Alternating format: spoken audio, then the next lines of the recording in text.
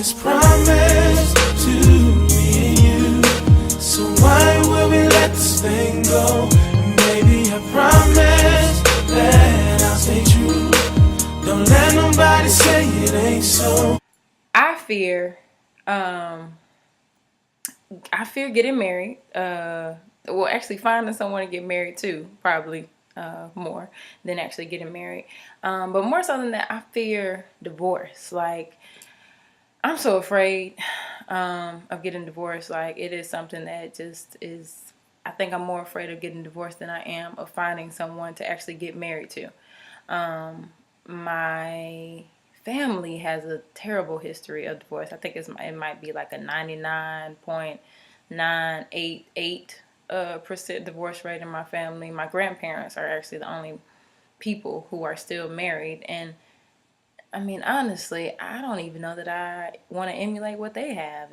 I think it's admirable, and I think it's awesome that they have managed to stay married for 50 years, and through the difficult times and through trials and tribulations, they've remained married. And maybe I have a warped sense of what marriage is because I have this, fairy tale vision of having, hot, passionate, steamy, monkey, crazy sex, and still having that amazing, kindred connection to one's soul, and having shared visions and goals and ambitions, and wanting to have, beautiful brown children who are conscious and focused and determined and can play instruments, and have these awesome multifaceted parents who love each other, and can grow and learn and develop and adventurous and spontaneous and all of that. And so having the passion and that undeniable love together in the same relationship is what I want. And I don't feel like I should have to sacrifice that, but it just seems like in the marriages that I see, outside of like, people on TV, and we don't know what they have going on. Everybody has something going on in their marriage. But the ones that I see don't really represent what I want in a marriage. People are. And I just don't know what causes people to get divorced. Like that fascinates me. And when I was in my grad program, I wanted to study relationships because I really wanted to know what is it that draws you to a person, and that love and that connection that makes you all decide that you want to walk down the aisle and make this vow before your friends and God or whoever it is that you believe in, and pay money, thousands upon thousands of dollars to do this big, grand, elaborate celebration, and then have that union, and then decide that you would rather not be together. I'm fascinated by that. I really am. But and I don't think that anyone should be unhappy. And if you are unhappy, I think that there are ways to kind of deal with that. Obviously, I've never been married, so I don't really know, what the trials are that really cause people to say, I just can't do this anymore, get me out.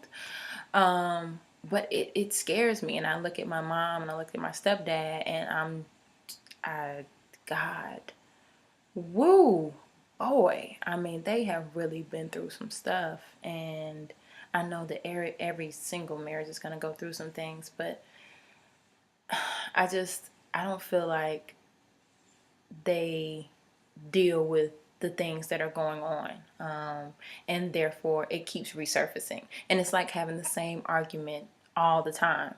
And it just doesn't even make any sense to me. I don't understand. I feel like, why wouldn't you want to solve the problem? Why would you want to keep putting Band-Aids over it instead of just getting surgery, if we're going to go with that analogy?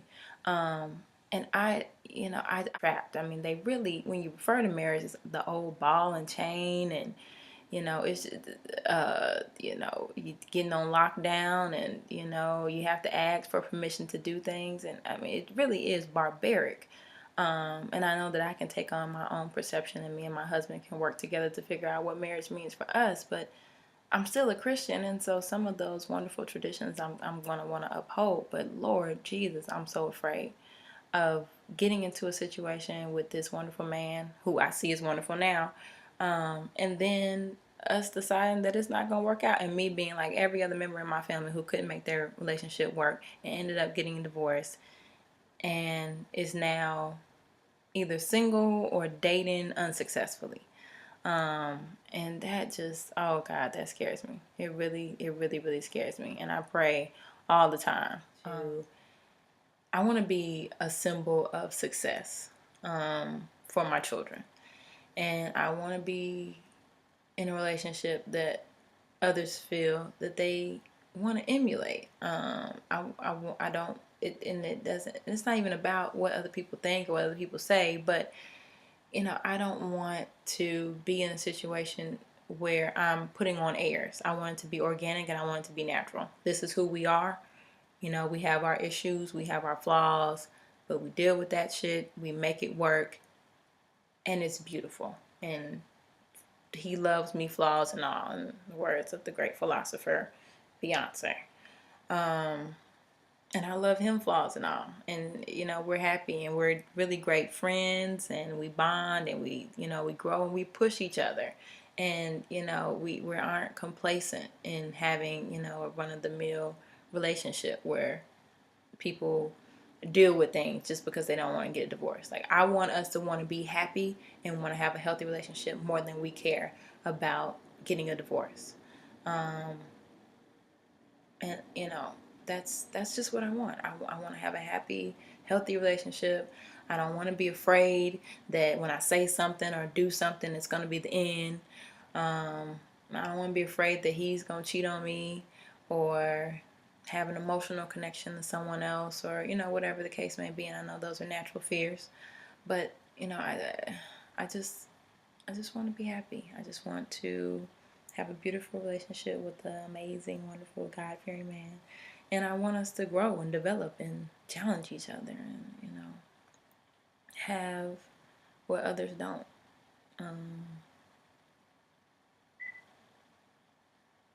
That's what I want.